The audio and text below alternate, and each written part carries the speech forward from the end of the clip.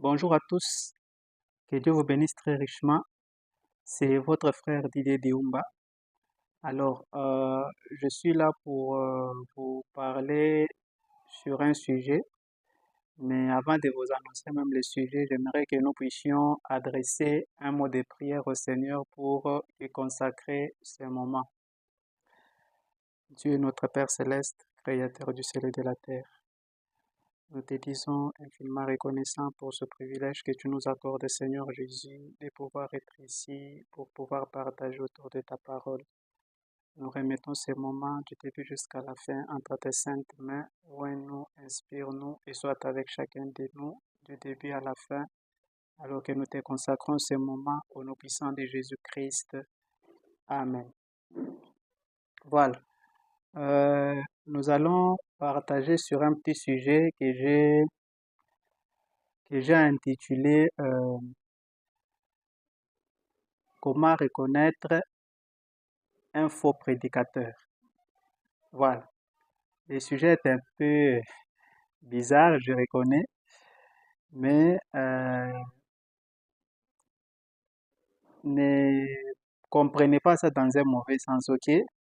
On va partager ça sur ce sujet-là et nous allons vous montrer comment reconnaître cela, comment reconnaître un faux prédicateur à travers la parole.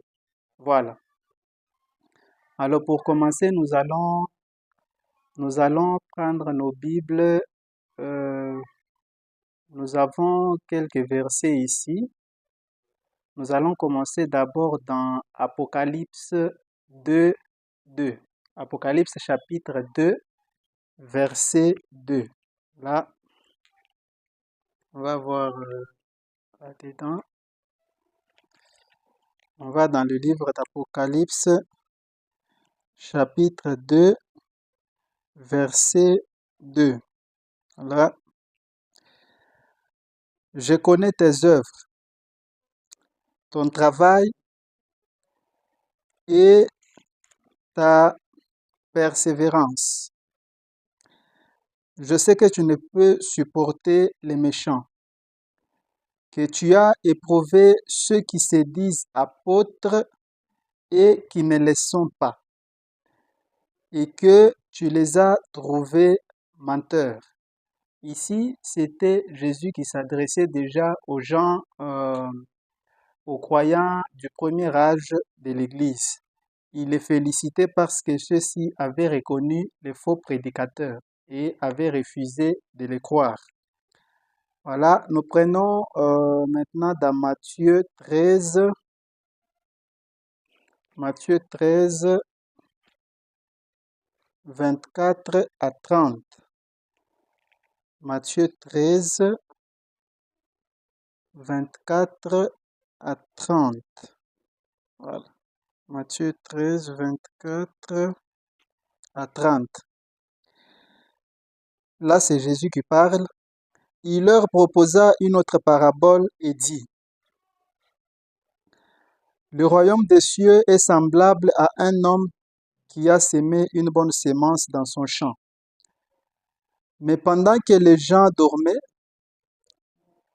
son ennemi vint et sema des livrées parmi les blés et s'en alla. Lorsque l'herbe eut poussé et donné du fruit, l'ivrée parut aussi.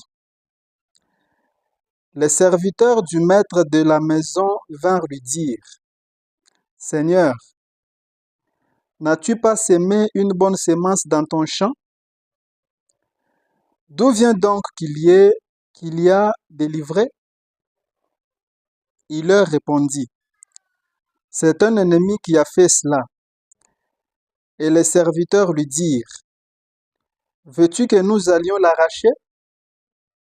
Non, dit-il, de peur qu'en arrachant l'ivraie, vous ne déraciniez en même temps le blé. Ici, vous voyez que Jésus parle des deux types de semeurs. Il y a le premier qui est sorti et a semé de la bonne sémence. Le deuxième est venu dans la nuit, il a semé la mauvaise sémence à côté de la bonne. Et les serviteurs du maître de la maison ont remarqué cela Ils sont allés voir leur maître pour lui demander la permission d'aller ôter cette mauvaise sémence. Leur maître leur a dit, ne le faites pas. Laissez cela pousser ensemble. À la fin, au moment de la moisson, je vais séparer. OK? Je veux enlever la bonne sémence, mettre ça de côté et la mauvaise sémence sera brûlée. Voilà. Là, c'était dans Matthieu 24, 30. Maintenant, nous allons voir dans Matthieu 24, c'était Matthieu 13, 24 à 30. Maintenant, nous allons voir dans Matthieu 24. Là, Matthieu 24, 24. Car il s'élèvera des faux Christ et des faux prophètes. Ils feront des grands prodiges et des miracles, au point de séduire, s'il était possible, même les élus. Enfin, nous allons terminer avec Jude, non, 1 Jean 4, 1. 1 Jean chapitre 4, le premier verset.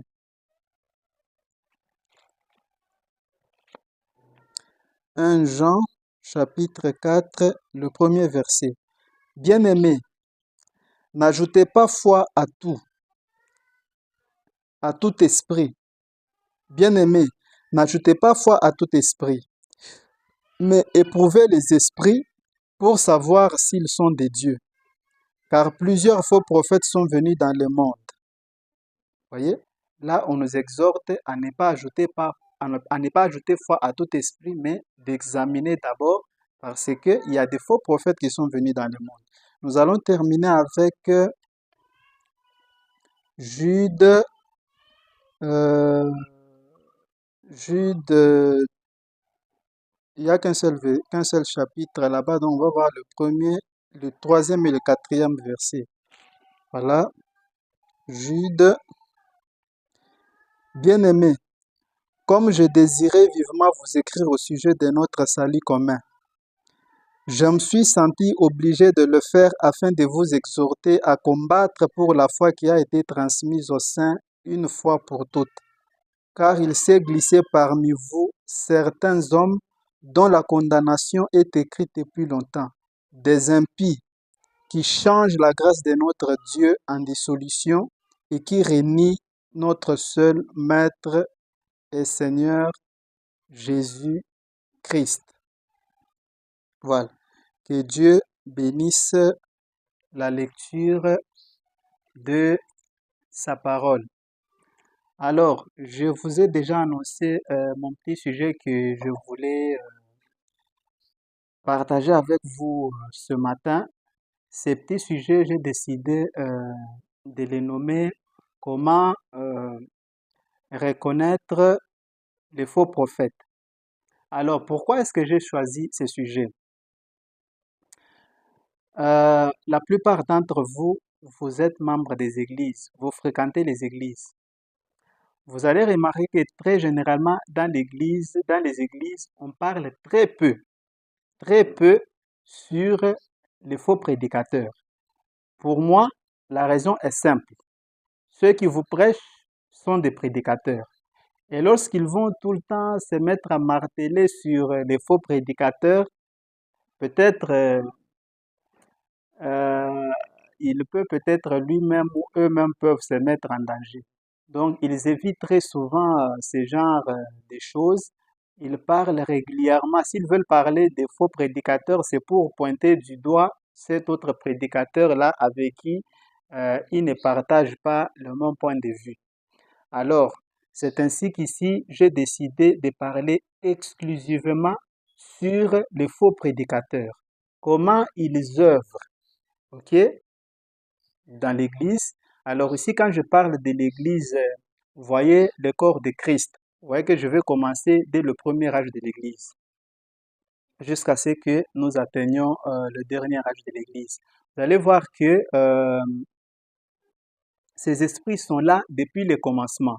Je viens de vous lire ici dans le livre d'Apocalypse 2. Là, nous sommes au premier âge de l'Église, dans l'âge de l'Église d'Éphèse. Dieu qui s'adressait aux croyants de cette génération-là, il leur félicite d'avoir reconnu, ok, les faux prédicateurs et d'avoir refusé de croire leur prédication. Dieu leur félicite pour cela. Et ici, dans le livre de Matthieu 13, 24 à 30, nous voyons Jésus qui parle d'une parabole dans laquelle il dit, un homme est sorti, il a semé de la bonne sémence, puis il est parti. Après, dans la nuit, quelqu'un d'autre est venu avec une mauvaise sémence qu'il a semée à côté de la bonne. Puis, euh, au moment où les deux semences sont germées, les serviteurs du maître ont remarqué qu'à côté de la bonne semence, il y avait de la mauvaise semence. Ils ont fait savoir cela à leur maître. Et leur maître a dit, et ils ont demandé la permission d'aller ôter ou arracher cette mauvaise semence. Leur maître leur a dit, ne les faites pas.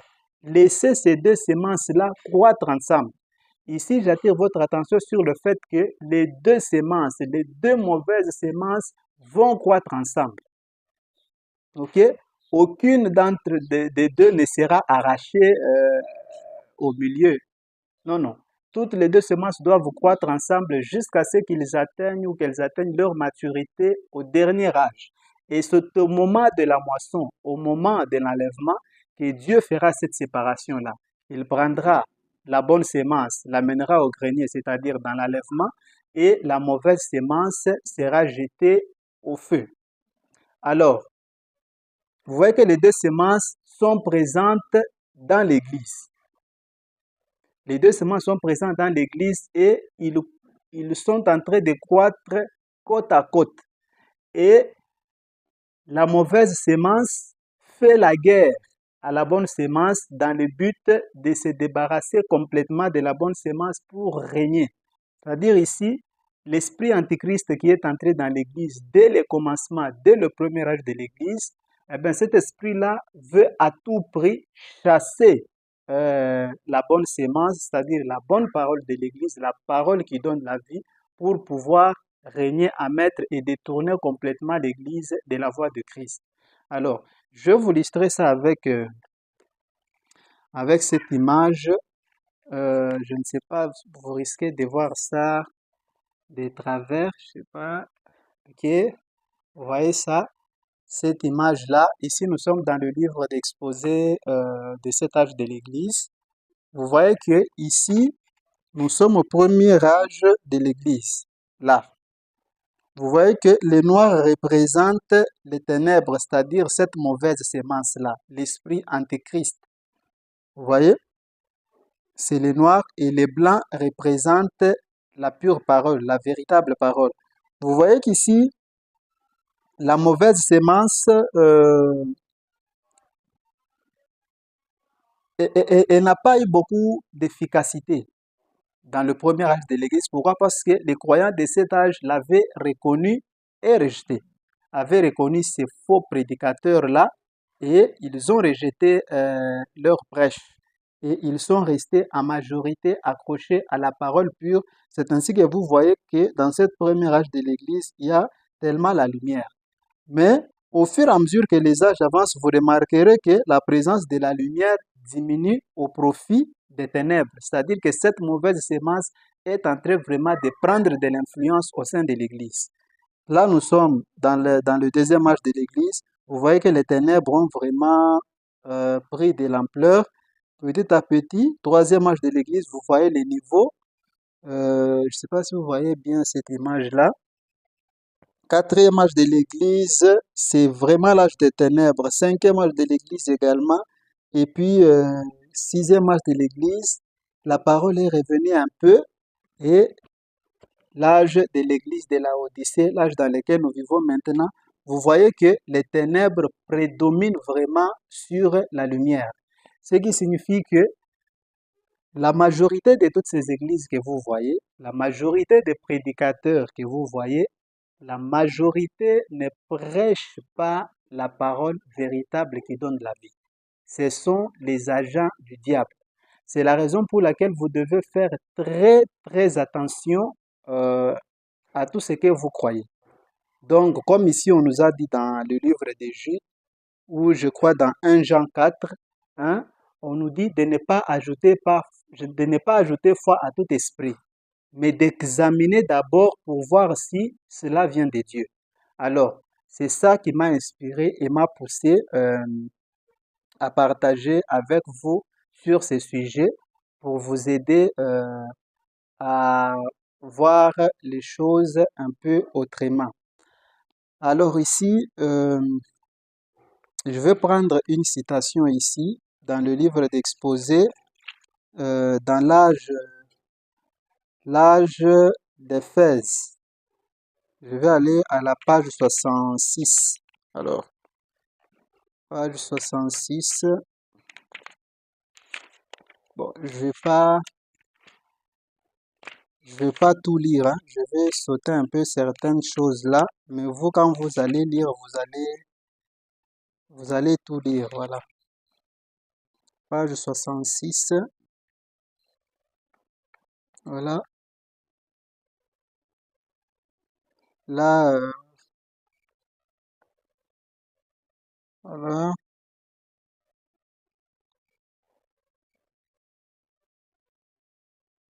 Attendez un peu. Bon, là, on en parle de.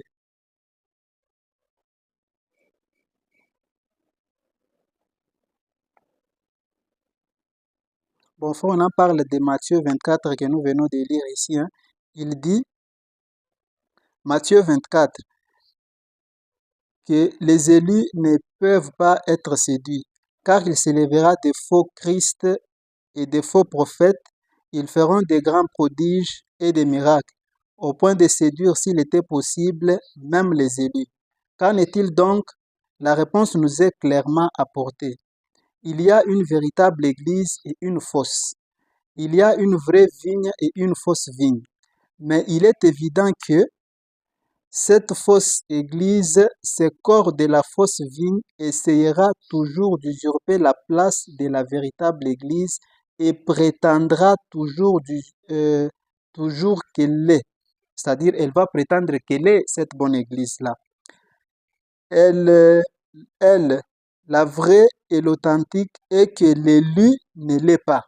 C'est ce que je viens de vous dire ici, que la mauvaise vigne, ok, la fausse vigne, là, ces faux prédicateurs-là, quand ils prêchent, ok, ils prétendront montrer aux gens que ce sont eux qui ont la vérité et que les autres n'en ont pas. Voilà. La fausse essaiera de tuer la vraie. Il en était ainsi dans le livre des Actes. C'est cela qui est annoncé dans les 7 âges et c'est ce qui est déclaré dans dans les diverses épîtres. C'est ainsi que cela s'est passé. C'est ainsi que c'est maintenant. C'est ainsi que ça sera. Cela ne peut pas changer. Assurons-nous bien qu'il n'y ait aucune confusion dans notre esprit en ce moment. Cherchons donc si la parole confirme cette affirmation. Retournons au livre du commencement, la Genèse. Dans le jardin d'Éden, il y avait 2 arbres. L'un était bon, l'autre était mauvais. L'un produisait la vie et l'autre produisait la mort. Il y avait 2 enfants qui ont offert des sacrifices à Dieu à l'origine. Je répète, ils ont tous les 2 offert des sacrifices à Dieu. Genèse 4, 3 à 5. Au bout de quelque temps, Caïn fit à l'Éternel une offrande des fruits de la terre, et Abel de son côté en fit une des premiers-nés de son troupeau et de leur graisse. L'Éternel porta un regard favorable sur Abel et sur son offrande, mais il ne porta pas un regard favorable sur Caïn et sur son offrande. Mais l'un, Caïn, était mauvais, car il était de son père le malin. Alors qu'Abel était juste devant le Seigneur. Il y a eu encore 2 enfants de la chair des mêmes parents. Ce sont les jumeaux d'Isaac et de Rebecca. L'un était l'élu de Dieu et l'autre était un réprouvé. Les 2 adoraient Dieu. Dans chaque cas, il a été question d'adorer Dieu. Dans chaque cas, le méchant haïssait le juste et persécutait le juste. Dans certains cas, le méchant a fait périr le juste. Mais remarquez, ils étaient plantés ensemble. Voyez? C'est là que j'aimerais aussi attirer votre attention. Ils étaient plantés ensemble, c'est-à-dire ces deux semences étaient là dans le champ. La mauvaise croissant à côté de la bonne. Voilà. Ils vivaient ensemble. Ils se disaient tous les deux de Dieu et tous les deux adoraient Dieu. Ces images illustrent de façon parfaite la parabole du Seigneur Jésus-Christ quand il a dit que le royaume des cieux est semblable à un homme qui a semé une bonne semence et qu'ensuite un ennemi est venu s'aimer délivrer parmi cette bonne semence. Ce n'est pas Dieu qui a semé l'ivraie. C'est Satan qui a semé cette ivraie en plein milieu de la bonne semence de Dieu. Ces deux sortes de plantes, on dit ces deux sortes de gens, issus de deux semences différentes, ont poussé ensemble. Elles se sont nourries de la même terre. Elles ont partagé le même soleil, la même pluie et tous les autres bienfaits. Et elles ont toutes les deux été moissonnées le moment venu. Voyez-vous cela? N'oubliez jamais ces vérités. Là, nous sommes déjà sur la page 67. Il dit, voyez-vous cela? N'oubliez jamais ces vérités alors que nous étudierons les âges de l'Église et plus tard les sceaux. Et surtout, n'oubliez pas que c'est dans ces derniers âges, quand l'ivraie est liée pour être brûlée, qu'elle rejettera le blé qui doit être engrangé par le Seigneur. Okay? Alors, je voudrais aller jusqu'au bout de cette pensée, alors faisons un pas de plus. Avez-vous déjà étudié l'histoire des réveils? Un réveil, c'est Dieu qui agit avec puissance. Et chaque fois que Dieu agit, Satan lui aussi agit. Satan lui aussi est là pour agir. C'est inévitable. À l'époque du glorieux réveil du pays des Galles, chose que la plupart des gens ignorent, les asiles psychiatriques se sont rapidement remplis et il y a eu une grande manifestation de puissance diabolique pour détourner de Dieu l'attention des gens. Il est écrit qu'à l'époque de Wesley, les gens faisaient des choses très étranges provenant incontestablement de Satan pour détourner en dérision la bonté et la puissance de Dieu. À l'époque de Luther, il est dit que le miracle de son ministère ne résidait pas dans le fait qu'il soit parvenu à protester contre l'Église catholique romaine, mais que le miracle résidait dans le fait qu'il ait pu rester lucide et équilibré et qu'il ne soit resté au milieu des fanatiques qui étaient souvent remplis et conduits par des faux esprits. Et si vous êtes au courant du ministère de ces derniers jours, vous aurez remarqué la même invasion d'esprits faux et mauvais. Il faut qu'il soit ainsi alors. Il faut qu'il soit ainsi. Alors j'espère et je veux croire que vous êtes assez spirituel pour saisir ceci et pour en tirer profit. Pour clore cette réflexion sur la vraie vigne et la fausse vigne qui s'entremêlent et qui manifestent les deux esprits à l'œuvre, voilà. Alors là, vous allez continuer pour voir cette suite-là. Je vais lire aussi, voilà, vous pouvez lire aussi la page 68. Vous voyez que ici, on en parle des deux vies. Il a montré plusieurs écritures depuis le commencement, depuis la Genèse. Il a montré qu'il y avait déjà ces deux semences-là. Il y avait Caïn, il y avait Abel. Caïn était du diable, Abel était de Dieu. Les deux étaient là depuis le commencement. Et quelque part dans le livre de Matthieu, Jésus montre aussi la même chose. Il parle de ces deux semences, la mauvaise semence et la bonne. La mauvaise semence vient du malin qui est venu s'aimer dans la nuit et la bonne semence vient de Dieu qu'il a sémé. Vous voyez que les deux sont toujours entremêlés. Les deux sont toujours présents. Maintenant, il faut que les gens dans l'Église puissent avoir ce discernement d'esprit pour pouvoir distinguer le bon du mauvais. Parce que tous les deux vont prétendre, comme nous venons de lire Frère Wanam ici, tous les deux vont prétendre qu'ils ont la vérité. Tous les deux vont prétendre qu'ils sont là au nom de Dieu. Donc, cela revient à l'Église de reconnaître, comme les gens du premier âge de l'Église l'avaient fait, de reconnaître ceux qui sont mauvais, ok, pour pouvoir les rejeter et rester avec la parole pure. Et pour reconnaître qui est mauvais, il faut que toi-même, tu puisses avoir la connaissance de la parole de Dieu. Parce que vous ne pouvez pas juger, vous ne pouvez pas examiner si vous-même, vous n'avez pas la connaissance. Vous devez avoir la connaissance et une connaissance pure de la parole de Dieu. Cela va vous permettre, lorsque quelqu'un va venir vers vous avec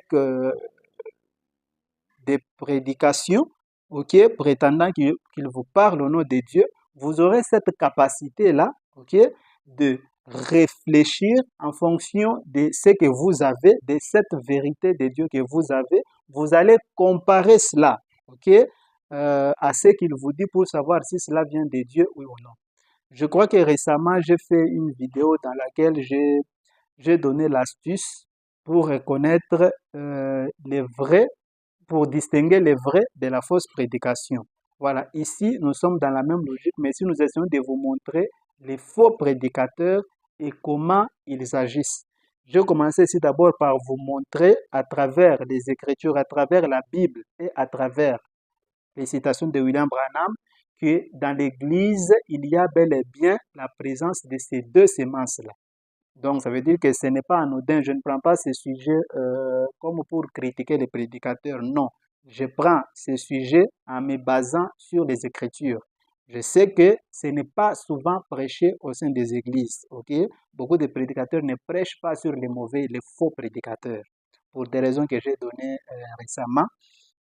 Mais ici, moi, j'ai pris exclusivement ce sujet pour essayer de réveiller votre conscience et vous montrer que ces choses-là existent bel et bien dans l'Église. C'est pourquoi je vais commencer par vous donner ces quelques citations.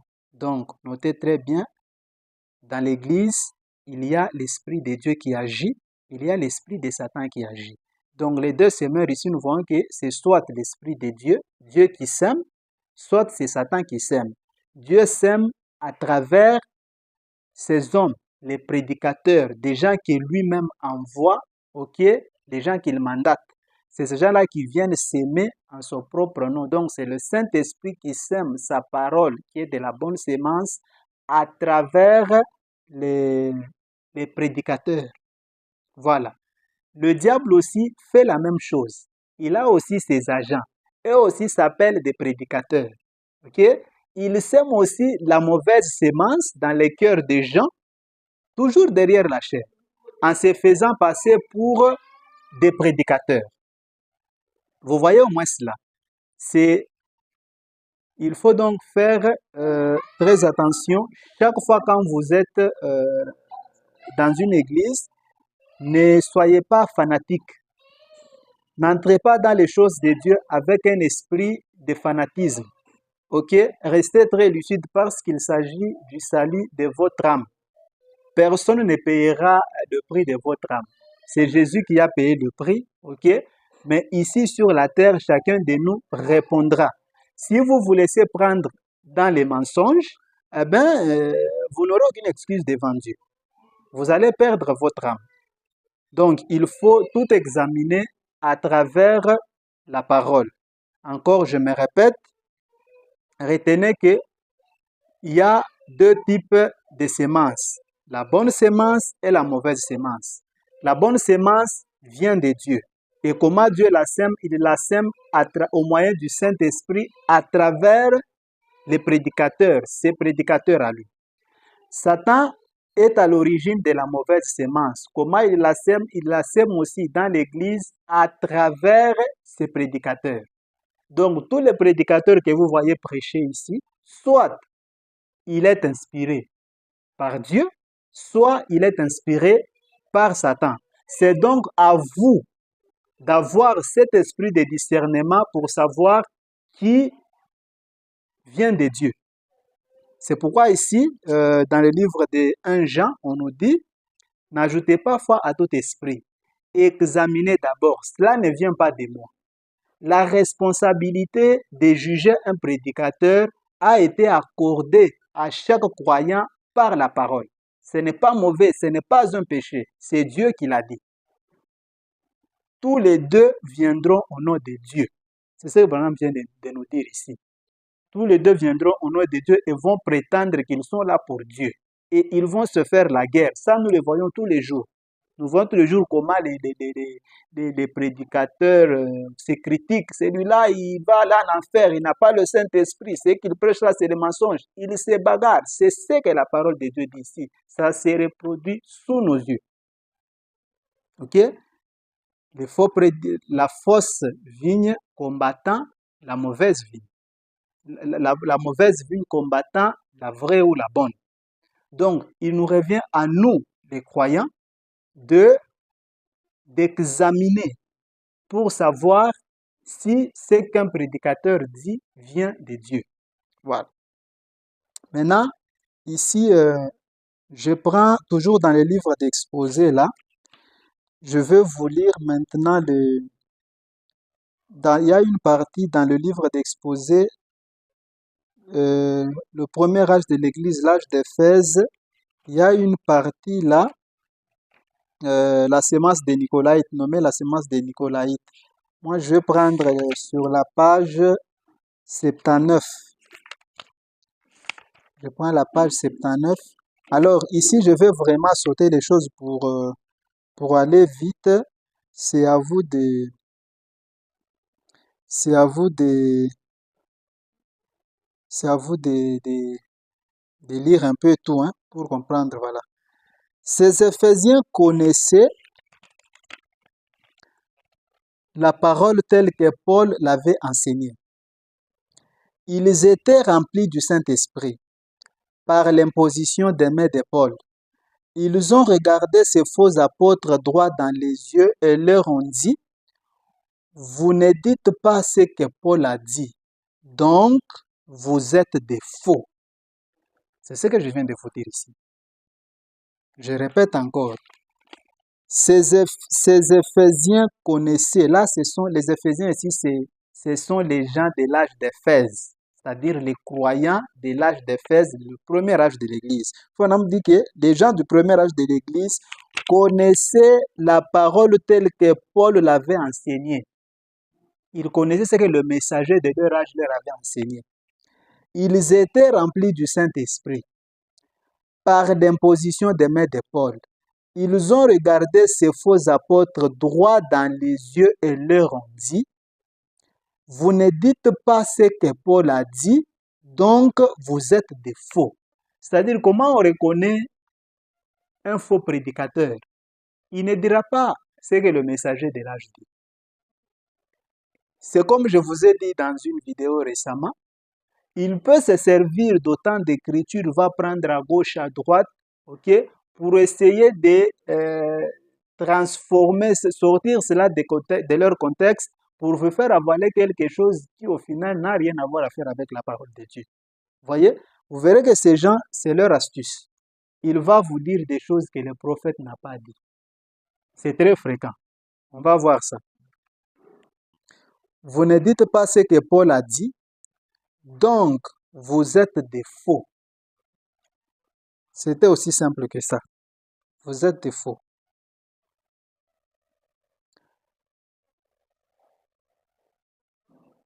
Vous êtes des faux. Voilà. Oh, cela enflamme mon cœur. Revenez à la parole en réalité. Ce n'est pas vous qui éprouvez l'apôtre. Le prophète et l'enseignant, c'est la parole qui les éprouve. Vous voyez? Ces gens avaient la connaissance de la parole, les gens d'Éphèse. Quand ils ont vu venir vers eux des gens qui prétendaient qu'ils venaient de Dieu, mais qui enseignaient les choses contraires à ce que Paul leur avait enseigné, ils ont dit, vous êtes des faux. C'est aussi simple que ça. Ça, C'est la première manière de reconnaître ces faux prophètes-là. Ils vous diront des choses que ni le messager de votre âge, même les messagers qui les ont précédés n'ont jamais prêché. Ils vont vous dire ce genre de choses. Donc, ce sont des faux.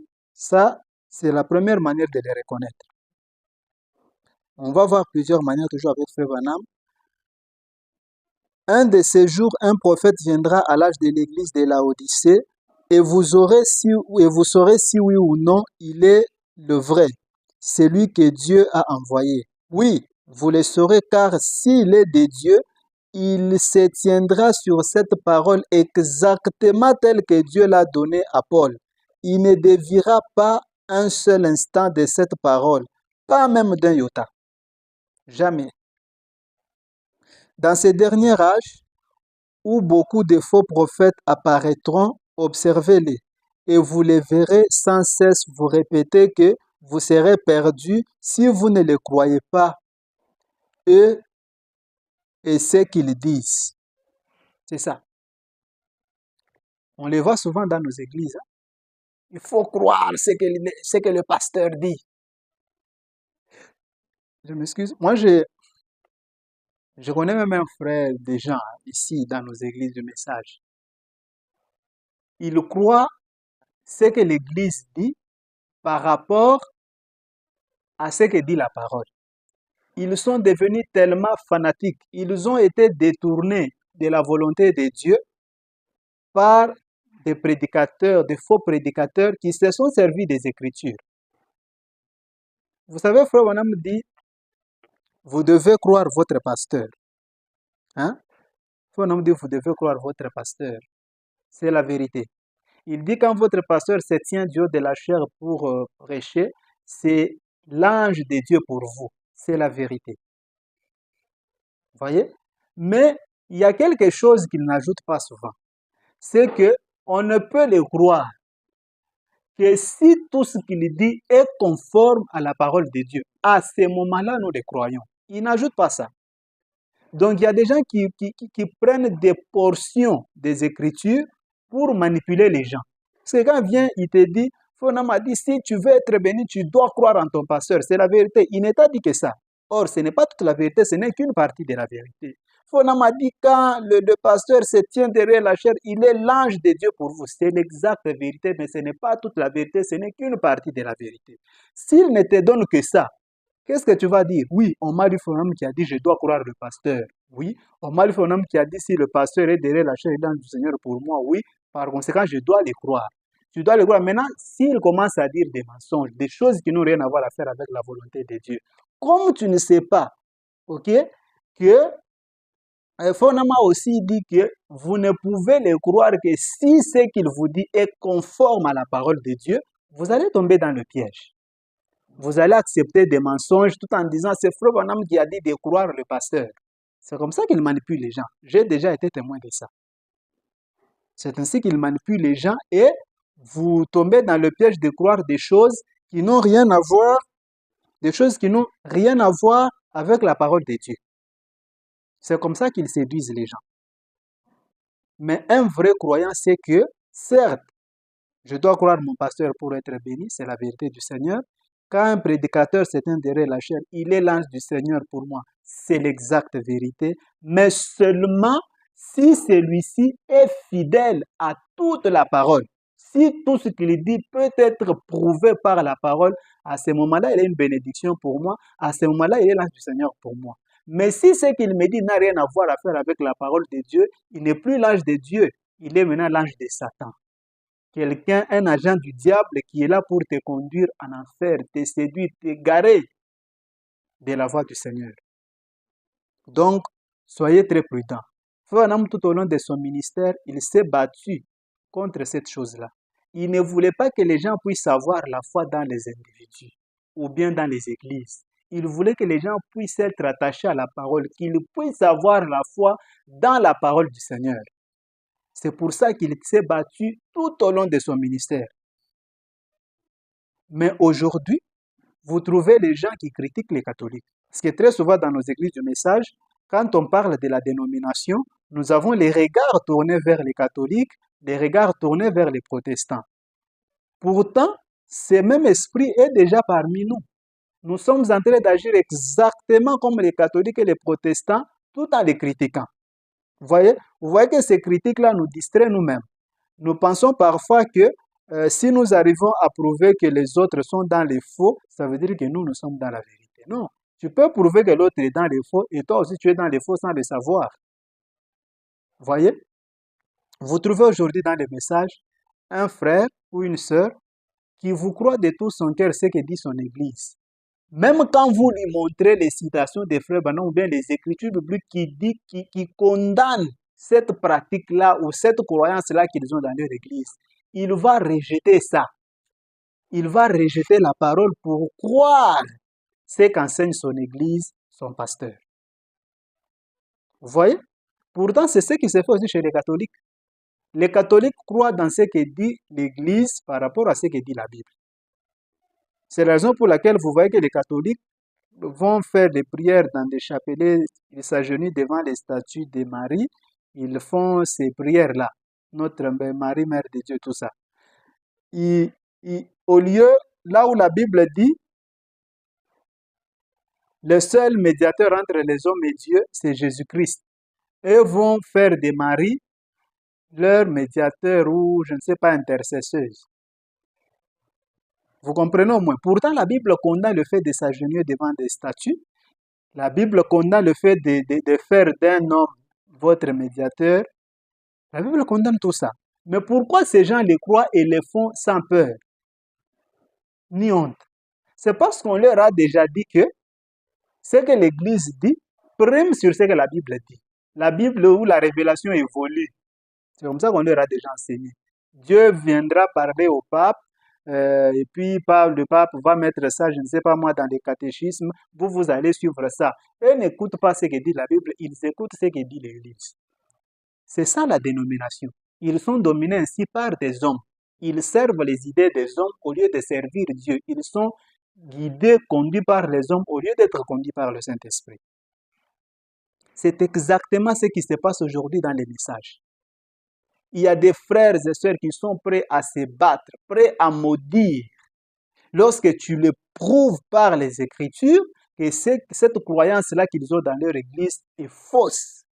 Si tu peux lui prouver que ce que son pasteur l'a prêché est faux, il ne va pas te croire. Même si tu prends toutes les citations du monde, tu lui donnes, il ne va pas te croire. Il va te rejeter avec tout ça parce que il croit dans ce que dit son église par rapport à ce que dit la parole, par rapport à ce que dit la parole. Il a foi dans un homme au lieu d'avoir la foi dans la parole. Vous voyez exactement ce que font les catholiques. Mais vous trouverez que cet homme-là va critiquer les catholiques. Il va critiquer les protestants. Pourtant, il fait exactement ce que ces gens-là font. Il est tout aussi dans la dénomination que ces gens-là. Mais il est là pour les critiquer. Il pense qu'en les critiquant, lui, il ira au ciel. Vous voyez? Donc, il faut faire très, très, très attention. Alors, nous allons déjà vers la fin. Je vais vous montrer une autre citation. Je crois qu'on va même finir par là. Il nous reste juste quelques citations là. Voilà. Alors, oui, vous les saurez. Car s'il est de Dieu, il se tiendra sur cette parole exactement telle que Dieu l'a donnée à Paul.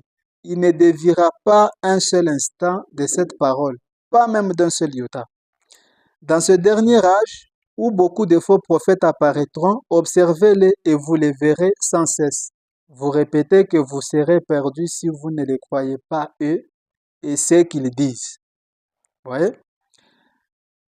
Mais quand ce prophète du dernier jour fera son entrée, s'il est réellement ce prophète, il criera « Revenez à la parole ». Sinon, vous êtes perdus. Il ne bâtira pas sur une révélation ou une interprétation particulière, mais sur la parole. Amen et Amen. Voilà, ça c'était page 79 et 80. Nous allons voir maintenant, nous allons sur la page 87. toujours dans l'exposé des stades de l'Église, là. Page 87, je vais aller très rapidement. Page 87, voilà. Page 87, faut un homme dit ceci.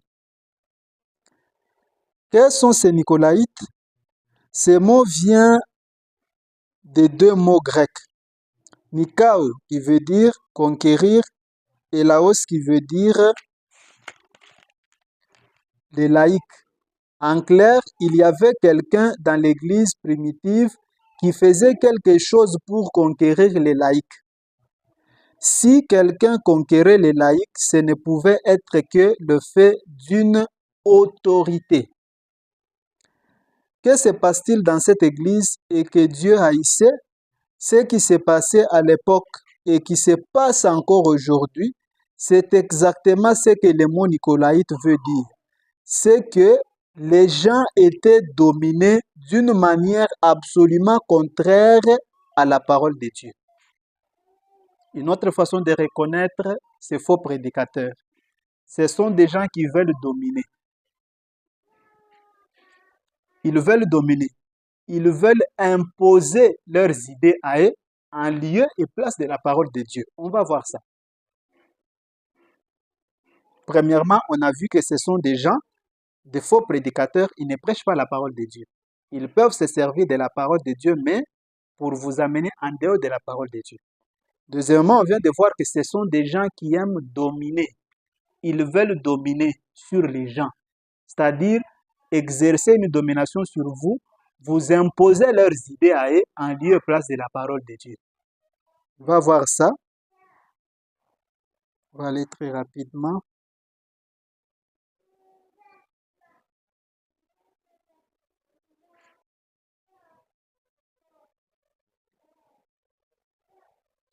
Ok.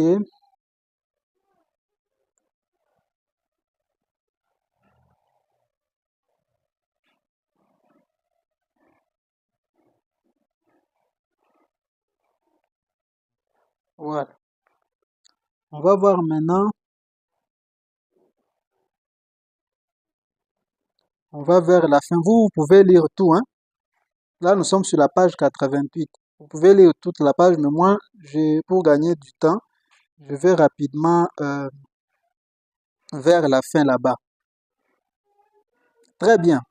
Maintenant, quel était le climat spirituel de cette église? Elle avait abandonné son premier amour. Il nous a été révélé que d'abandonner son premier amour de la parole de Dieu, c'était de tomber de là où elle était à l'origine, c'est-à-dire à la Pentecôte. En langage clair, ceci veut dire que cette église était en danger d'échapper à la conduite du Saint-Esprit ou au contrôle de l'Esprit. C'est exactement ce qui s'est passé après que Moïse a fait sortir Israël d'Égypte. La manière de Dieu, c'était de les conduire par la nuée de feu. Ça, c'était la façon dont il voulait conduire les enfants d'Israël dans le désert. Ok? Maintenant, vous allez comprendre ça. Il dit, après Moïse a fait sortir Israël d'Égypte. La manière de Dieu, c'était de les conduire par la nuée de feu, la parole prophétique, les miracles et les signes et les prodiges de Dieu. Ceci devait être accompli par des hommes choisis par Dieu, établis par Dieu, équipés par Dieu et envoyés par Dieu, alors que tout le camp était dominé par le Saint-Esprit en action. Vous comprenez ça? C'était la manière que Dieu avait de conduire son Église, de conduire Israël. Il y avait la nuée de gloire, il y avait les miracles, les prodiges. Tout ça a été accompli par des hommes que Dieu avait placés là. Mais ces hommes-là, à travers qui Dieu accomplissait tous ces miracles-là, ne dominaient pas sur l'assemblée. Non, c'est le Saint-Esprit qui dominait tout le monde sur l'assemblée. Ce n'était pas les individus. Moïse ne dominait pas sur les Juifs. C'était Dieu qui dominait sur les Juifs à travers Moïse. Vous allez voir ça. Ils se sont révoltés, ils ont voulu avoir un ensemble de règles et de credos à suivre. Puis ils ont voulu un roi, puis ils ont voulu être exactement comme le monde et ils ont abouti à un état d'apostasie. Ok? Là,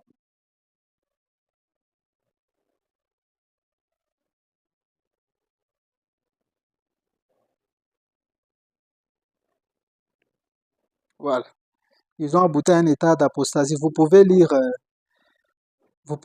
tout ça pour comprendre. Moi, je saute un peu pour aller rapidement. Il ne nous reste plus beaucoup de temps. Il dit, oh, cette fausse vigne est subtile. Elle est comme un ange de lumière jusqu'à ce qu'elle se soit emparée de vous. Je tiens pourtant à dire que je crois qu'il faut être conduit. Ok, je reprends. Oh, cette fausse vigne est subtile. Elle est comme un ange de lumière jusqu'à ce qu'elle se soit emparée de vous. C'est comme ça que ces menteurs-là agissent dans l'Église. Ils agissent en douceur, avec bienveillance. Toi, tu vas voir qu'il a de mauvaises intentions.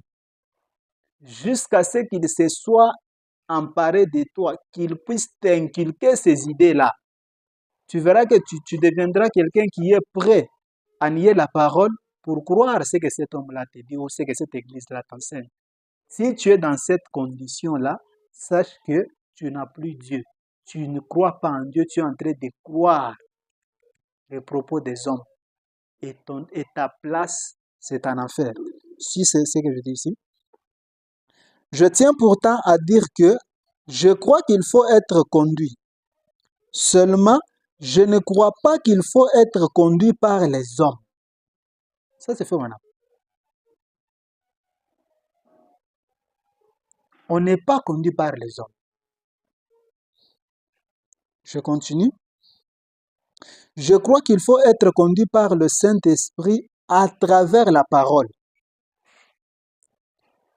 Je crois aussi que Dieu a placé des hommes dans l'Église, des hommes qui sont doués par l'Esprit.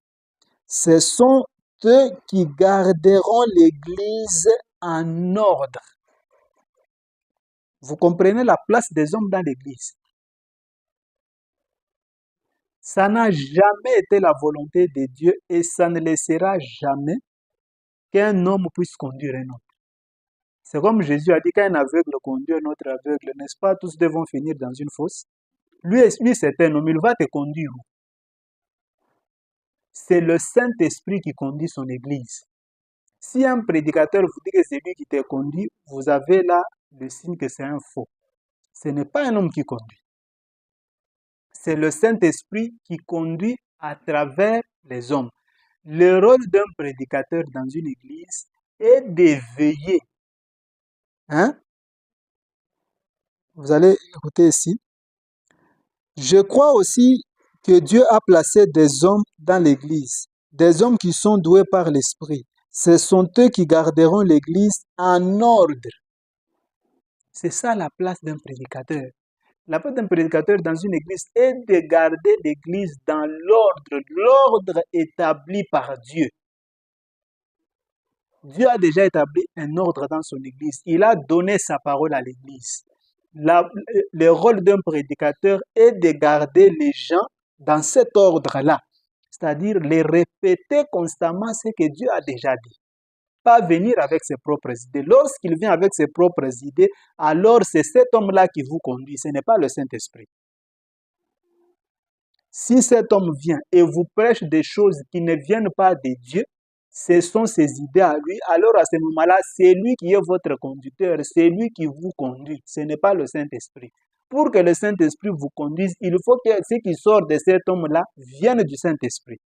Il faut savoir faire ces différences-là. Je crois cela. Je crois aussi que l'Église est gouvernée, suivez attentivement, l'Église est gouvernée par des hommes que Dieu envoie pour remplir cette fonction. Mais il s'agit de gouverner par la parole. de sorte qu'en fait, ce ne sont pas les hommes qui gouvernent, mais c'est l'Esprit de Dieu. Vous saisissez ça? Un homme dit, je crois dans le fait que les hommes doivent gouverner.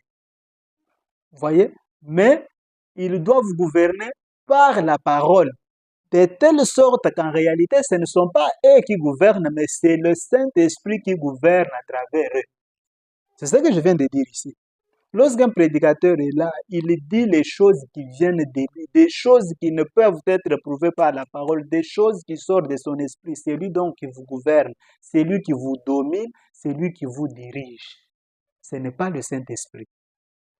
Ainsi, votre place est lui et vous. Vous êtes les candidats pour la faire. C'est ça la vérité. Vous voyez, l'autre astuce, ce sont des gens qui aiment dominer. Comment ils dominent? Ils vous enseignent des choses qui ne peuvent être prouvées par la parole de Dieu. Des choses qui ne sont pas la parole de Dieu. Ils vous enseignent leurs propres idées. Ainsi, ce sont eux qui dominent sur vous. C'est comme ça qu'ils dominent. C'est-à-dire que quand tu es dans une église là où tu crois dans des choses qui ne sont pas prouvées par la parole, des choses qui n'ont rien à voir à faire avec la parole de Dieu, le message de notre jour, sache que tu es dominé par ces hommes-là. Ce n'est pas le Saint-Esprit qui t'a conduit. Vous voyez, là je saute un peu. Il dit, mais voyez ce qui arrivait à cette époque. Cette fausse vigne acquérait une emprise et enseignait qu'il fallait que l'Église soit dirigée par l'homme. Quand vous entendez ce genre de propos, où l'Église doit être dirigée par l'homme, comprenez que ce n'est pas un prédicateur qui vient de Dieu, c'est un agent du diable au milieu de nous.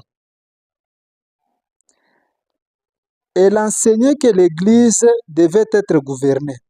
Elle enseignait qu'il fallait soumettre les gens à une autorité. Mais au lieu de le faire à la manière de Dieu, ils ont tout simplement pris autorité. Ils ont pris tout le pouvoir spirituel entre leurs mains et ils ont abouti à avoir des saints prêtres, ainsi de suite.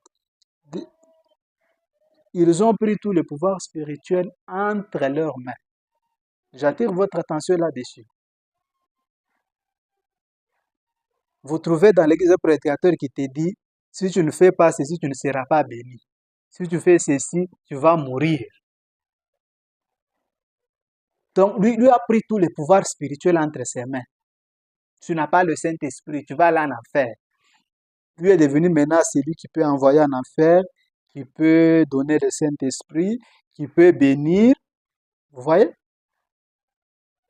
Quand vous voyez ce genre d'attitude, sachez que c'est un type qui veut vous dominer. Il n'a rien à voir à faire avec Dieu. Ce n'est pas un serviteur de Dieu.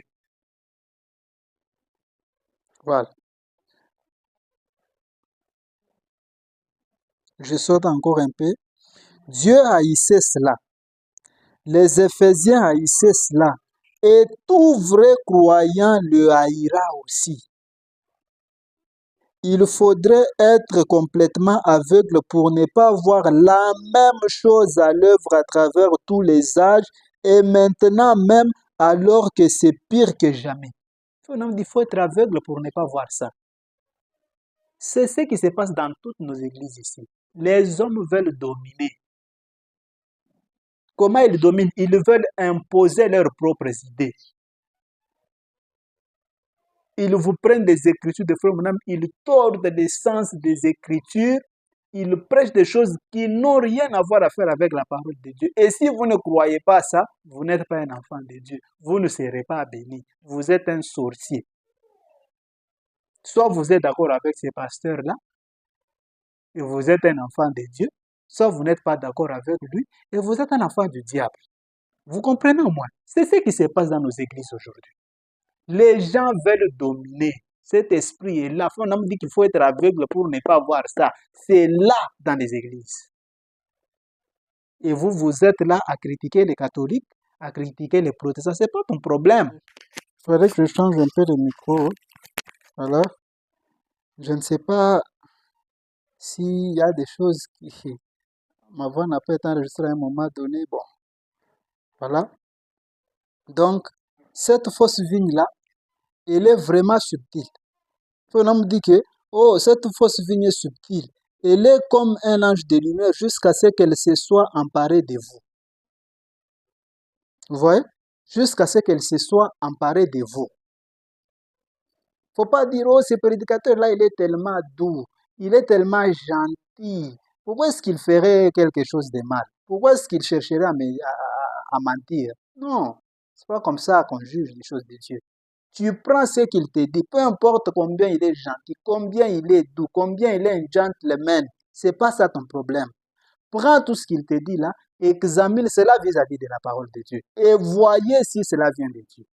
Si ça vient de Dieu, alors ajoutez votre foi. Mais si ça ne vient pas de Dieu, peu importe à quel point il est doux, gentil, c'est un agent du diable, rejetez cela.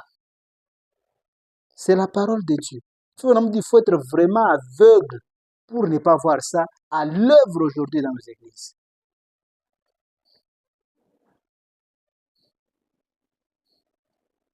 Vous voyez?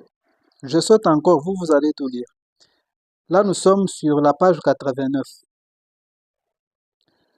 Il dit, mais des hommes ont voulu avoir la prééminence. Alors ils ont pris le contrôle. Ils ont pris le contrôle. Des évêques sont devenus archevêques et avec leur titre imposant, ils ont laissé la parole de Dieu de côté et ont enseigné leur propre doctrine. Ils ont amené les gens à leur obéir, si bien qu'au bout d'un moment, leur façon d'adorer ne ressemblait plus du tout à celle des premiers temps après la Pentecôte. Ces gens veulent que vous puissiez leur obéir à eux. C'est Branham qui parle ici. Au lieu d'être obéissant à la parole de Dieu, mais eux veulent que toi tu puisses ignorer la parole de Dieu pour les obéir à eux. Lorsqu'il te vient avec quelque chose qui n'a rien à voir à faire avec la parole de Dieu, tu lui dis avec douceur, avec gentillesse que ça, ce n'est pas la parole de Dieu. Voici ce que je fais qui est conforme à la parole de Dieu. Il s'énerve. Mais il s'énerve pourquoi? C'est parce qu'il n'y a rien de Dieu en lui. Voilà pourquoi il s'énerve. Vous voyez? Ce sont des gens qui aiment dominer. Ils veulent que vous puissiez leur obéir à eux au lieu d'être obéissant à la parole de Dieu. Ce sont les agents du diable. C'est cette mauvaise sémence-là qui est là pour semer les troubles et la confusion dans l'église de Dieu.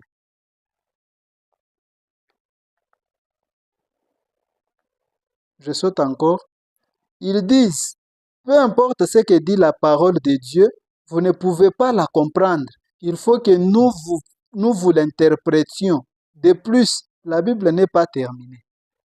Vous voyez? Ils vous disent que toi, tu ne peux pas comprendre la parole de Dieu. C'est moi le pasteur. Dieu m'a placé là pour que moi je puisse. Toi, tu ne peux pas comprendre. Il faut que moi je te donne l'interprétation de ça. Vous voyez? Ce sont des séducteurs. C'est pourquoi moi je vous exhorte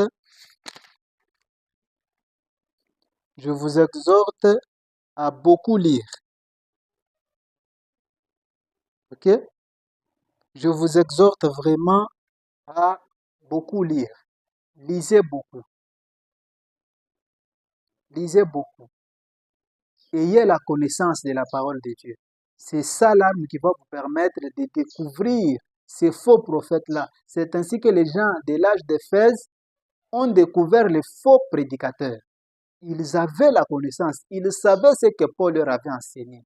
Et Paul avait dit, même si un ange du Seigneur venait avec quelque chose d'autre, même nous-mêmes, si nous revenons avec quelque chose de différent de ce que nous vous avons enseigné maintenant, que nous soyons anathèmes. Ils savaient ça et ils ont gardé ça. Quand ils ont vu venir vers eux des gens qui prétendaient être des dieux et qu'ils ont dit des choses qui n'avaient rien à voir à faire avec ce que Paul leur avait enseigné, ils ont dit vous êtes des faux.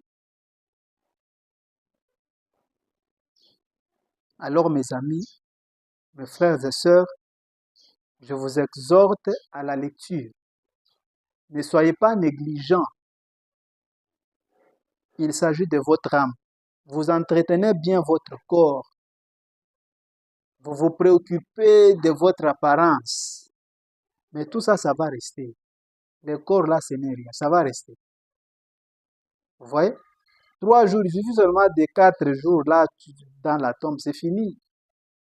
C'est fini. Mais votre âme, là, ça va vivre éternellement. C'est pour ça qu'il faut donner de l'importance. Je ne dis pas que vous devez être sale, non. Entretenez votre corps, soyez propre, soyez sentez bon, habillez-vous bien. Mais seulement, ne mettez pas l'accent là-dessus. Vous voyez, mettez plus l'accent sur l'entretien de votre âme. Parce que c'est elle qui vivra éternellement. Soit elle sera en enfer, soit au pied du maître. Vous voyez? Donc, ici, je vous ai donné, j'ai un peu beaucoup parlé, ok, mais j'ai essayé de vous montrer que je n'ai pas pris ce sujet par hasard. Je me suis inspiré des Écritures. Je vous ai montré que dès le commencement, il y avait déjà ces deux fausses vignes dans l'Église. Et faut un homme dit que tout ce qui a commencé dans le premier âge de l'Église doit continuer jusqu'à ce que ça va atteindre la maturité au dernier âge de l'Église. S'il y avait l'esprit antéchrist ou la mauvaise sémence dès le premier âge de l'Église, comme nous venons de le voir ici, cet esprit devrait croître dans l'Église jusqu'à ce que cela atteigne la maturité au dernier âge de l'Église. Vous voyez? Et comme dans l'Église, souvent, tout le monde, des fois, on a déjà montré que ces deux esprits-là, l'esprit de Dieu et l'esprit de Satan, la mauvaise vie et la bonne vie, la mauvaise sémence et la bonne sémence, viennent toutes les deux au nom de Dieu. Toutes ces deux sémences sont issues de deux origines différentes. Il y a une sémence, la bonne sémence qui vient de Dieu, il y a la mauvaise sémence qui vient du diable. Mais celle qui vient du diable ne vous dira jamais que moi je viens du diable. Elle se fait passer aussi pour une bonne sémence, pour une sémence qui vient de Dieu. Elle est là pour combattre la bonne sémence, pour la tuer, la faire disparaître. Et la sémence, c'est la parole de Dieu. Et Dieu répand sa parole à travers ses prédicateurs. Satan aussi répand sa parole, sa mauvaise sémence là, à travers ses prédicateurs. Et la responsabilité de reconnaître, de distinguer la bonne de la mauvaise sémence revient aux croyants, revient à chaque croyant. C'est ainsi que les gens, ce sont les croyants du premier âge de l'Église qui ont découvert ces faux apôtres, ces faux prédicateurs et les ont rejetés. Donc cette responsabilité revient aux croyants. Comment vous allez savoir que celui-là est un faux, celui-là est un vrai? Il faut que vous-même vous puissiez être équipés, que vous puissiez connaître la parole de Dieu.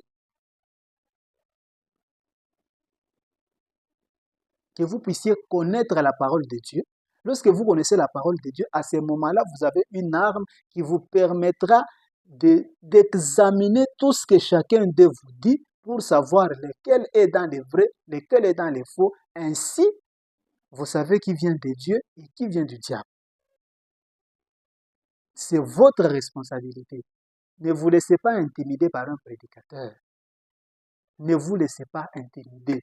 On a vu ici que l'une de leurs caractéristiques, c'est qu'ils aiment dominer.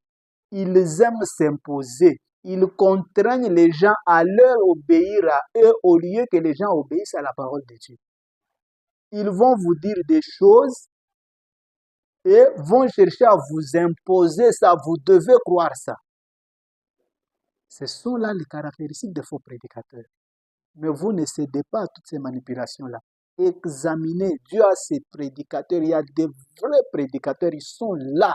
Des vrais enfants de Dieu remplis du Saint-Esprit qui sont là pour accomplir la mission du Seigneur, à savoir garder l'Église de Dieu en ordre, comme je viens de le dire ici. Ils sont là, mais ils sont minoritaires. Je vous ai montré une image ici dans le livre d'exposé de cet âge de l'Église. Comment cet esprit-là évolue dans l'Église. Et on a vu qu'au dernier âge de l'Église ici, la vérité occupe une toute petite partie comme ça dans l'Église. Ce qui veut dire que toutes ces églises que vous voyez ici, une large majorité, ce sont des agents du diable qui vous prêchent. Mais pourtant, tous ont la Bible. Beaucoup d'autres ont des brochures et disent pas bon. Pourtant, ce sont des menteurs, ce sont les agents du diable. Comment on les reconnaît? La connaissance de la parole. Lisez beaucoup. Efforcez-vous et même 30 minutes dans une journée pour lire. C'est très important pour un croyant. Très important.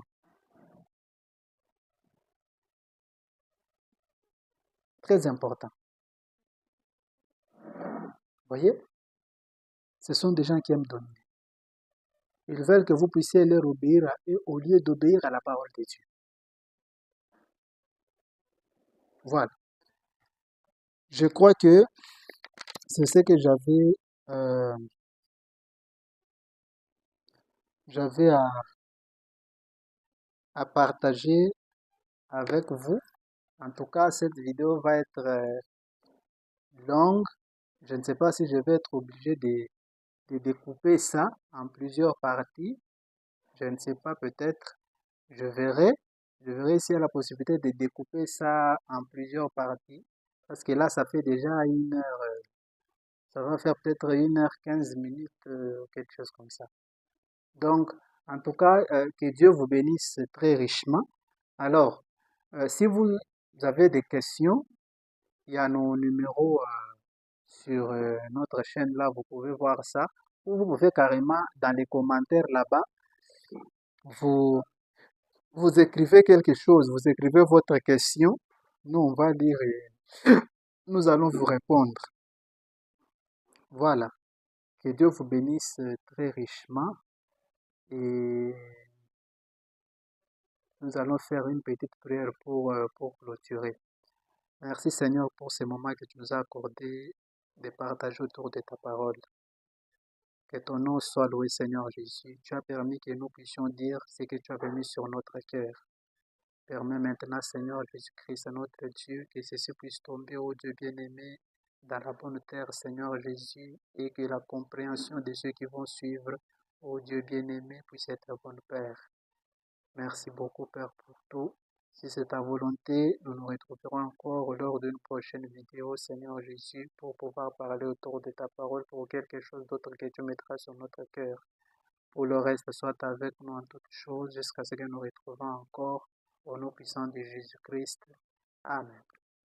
Alors, il faut aussi vous abonner. Je vois beaucoup de gens qui regardent, mais vous ne vous abonnez pas. Il faut vous abonner. Il faut aimer aussi la vidéo. Activer la cloche pour que chaque fois quand nous mettons de nouvelles vidéos en ligne, que vous puissiez être notifié. Voilà. En interagissant avec la plateforme, vous la permettez de mieux se positionner dans le moteur de recherche. On va commencer à suggérer ça à beaucoup de gens et on verra beaucoup de gens qui vont commencer à suivre parce que le but c'est que les gens suivent et apprennent sur la parole de Dieu. Que Dieu vous bénisse très richement et à la prochaine.